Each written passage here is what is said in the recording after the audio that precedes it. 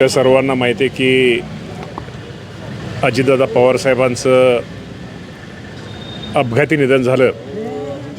त्यानंतर आम्ही आज दादांना 10 दिवस होत आहेत आणि आज 10व्या दिवशी मी स्वतः या राज्याचे उपमुख्यमंत्री सुनेत्रा वहिनी यांना भेटायला गेलो होतो आणि अजूनही वहिनी दुःखामध्ये आहेत.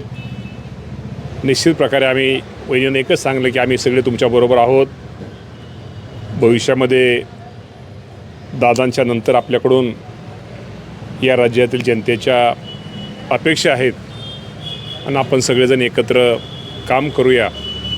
आणि अशाप्रमाणे आज वहिनींशी चर्चा झाली आणि दादांच्याच विषयी चर्चा. आज कुठला राजकीय विषय आज कुठला नव्हता की दादांच्या आठवणी, दादांचे विषय.